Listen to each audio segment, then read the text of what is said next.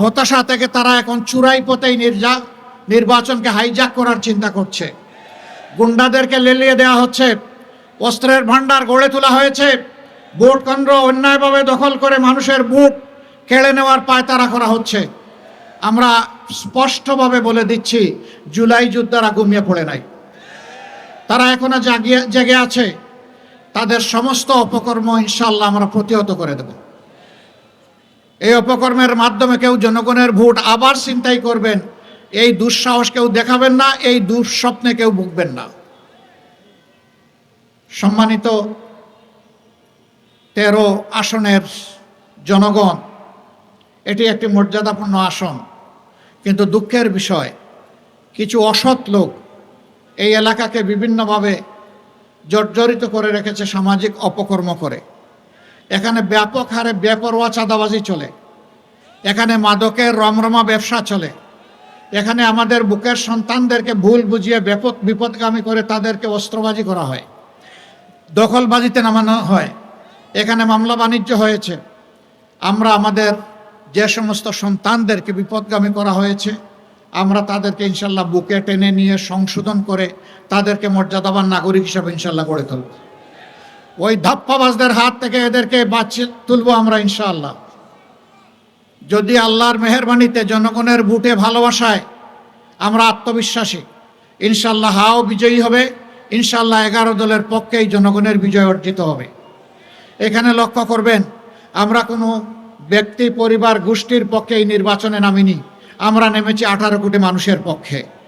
আমরা ঘোষণা দিয়েছি স্পষ্টভাবে, আমরা কোনো দলীয় সরকার কায়েম করব না, আমরা জনগণের সরকার ইনশাআল্লাহ কায়েম করব। আমরা এও ঘোষণা দিয়েছি, আমরা নির্দিষ্ট কোনো দলের বিজয় চাই না, আমরা 18 কোটি মানুষের বিজয় চাই। 18 কোটি মানুষের বিজয় অর্জন হলেই এটি হবে আমাদের মহাবিজয় ইনশাআল্লাহ তাআলা আজিম।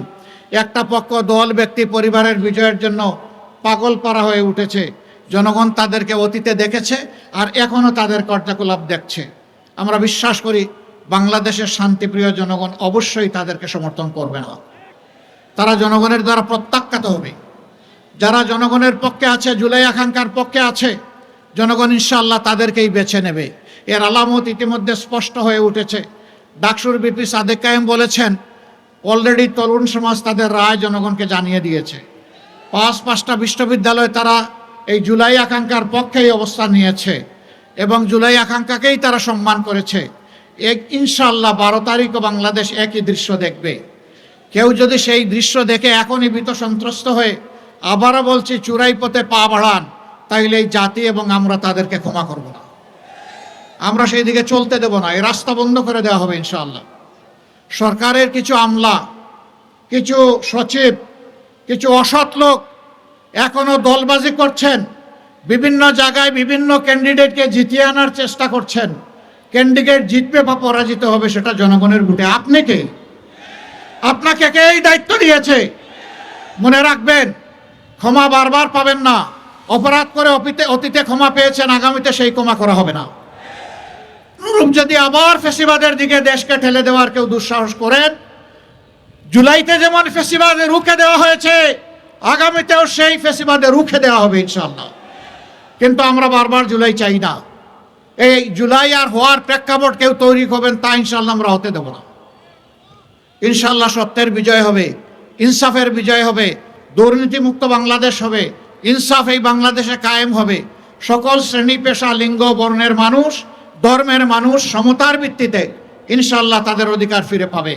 এই রাষ্ট্রে ধর্ম, বর্ণ, লিঙ্গের ভিত্তিতে আর কোনো বিভাজন আমরা মানব না। এই ঐক্যবদ্ধ জাতি নিয়েই আমরা সামনে এগিয়ে যেতে চাই ইনশাআল্লাহ। আজ আমি এখানে দাঁড়িয়েছি আরও দুটি কথা বলার জন্যে। এখানে রিকশাই আমাদের 11 দলের প্রতীক, এখানে রিকশাই আমাদের জনগণের প্রতীক, জুলাই আকাঙ্ক্ষার প্রতীক, তরুণ প্রজন্মের প্রতীক, আমাদের নারী সমাজের প্রতীক, নারী পুরুষ সকলের প্রতীক, আধিপত্যবাদ বিরোধী জনগণের প্রতীক। সেই প্রতীক আমরা এখন আল্লামা মামুনুল হক সাহেবের হাতে তুলে দিচ্ছি। 2 নম্বর প্রতীক যার হাতে তুলে দিচ্ছি, ইনশাআল্লাহ তাআলা আজিম, আল্লাহ তাআলার মেহেরবানিতে বিইজনিল্লাহ জনগণের ভালোবাসা সমর্থন ভোটে 11 দল বিজয়ী হলে ইনশাআল্লাহ 13 নম্বর আসন একজন আসনের প্রতিনিধি হিসাবে নয়, সারা দেশের জন্য একজন মর্যাদাবান মন্ত্রী পাবে ইনশাআল্লাহ, যিনি সংসদে গিয়ে শুধু 13 নম্বরের জনগণের কথা বলবেন না, তিনি 18 কোটি মানুষের অধিকারের পক্ষে কথা বলবেন, আলিম উলামার পক্ষে কথা বলবেন, আল্লাহর দ্বীনের পক্ষে কথা বলবেন, বেইনসাফির বিরুদ্ধে কথা বলবেন, ইনসাফের পক্ষে দৃঢ় অবস্থান নেবেন। এইরকম একজন লোককে ইনশাআল্লাহ আমি বিশ্বাস করি এই এলাকার জনগণ বুকের ভালোবাসা দিয়ে আলিঙ্গন করে তাকে বিজয়ী করবে আগামী 12 তারিখ ইনশাআল্লাহ। এখন তারই হাতে আমরা 11টা দল একত্রিত হয়েছি। কিসের ভিত্তিতে? আমরা একত্রিত হয়েছি জনগণের আকাঙ্ক্ষার ভিত্তিতে। আমরা একত্রিত হয়েছি জুলাই যোদ্ধাদের আকাঙ্ক্ষার ভিত্তিতে। আমরা একত্রিত হয়েছি একটি নতুন বাংলাদেশ গড়ার স্বপ্ন নিয়ে, যেই স্বপ্ন এদেশের 18 কোটি মানুষ এখন লালন করে। আমাদের এই একত্রিত হওয়া চাঁদাবাজ, দুর্নীতিবাজ, মামলাবাজ এবং সব ধরনের অপরাধ জগতের যারা কারিগর তাদের বিরুদ্ধে। ইনশাআল্লাহ জনগণ যখন ঐক্যবদ্ধ হয়েছে তখন জনতারই বিজয় হবে ইনশাআল্লাহ। দুটা জিনিস আমি সকলের সাথে সুর মিলিয়ে বলতে চাই।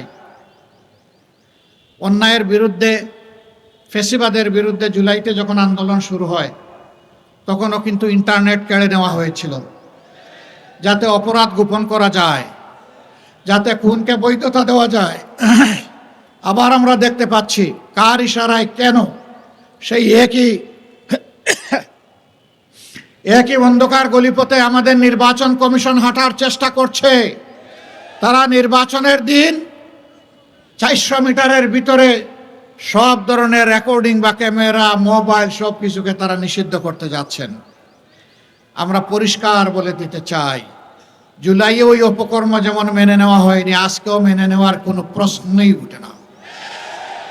নাহিদ ইসলাম বলেছেন, আজ সন্ধ্যার আগেই যদি এই প্রজ্ঞাপন প্রত্যাহার করে জনগণকে স্পষ্ট বার্তা দেওয়া না হয় আগামীকাল নির্বাচন নয়, নির্বাচনী প্রক্রিয়া ভণ্ডুল করার জন্য যারা জটিলতা সৃষ্টি করছে তাদের বিরুদ্ধে আমাদের আন্দোলন শুরু হবে।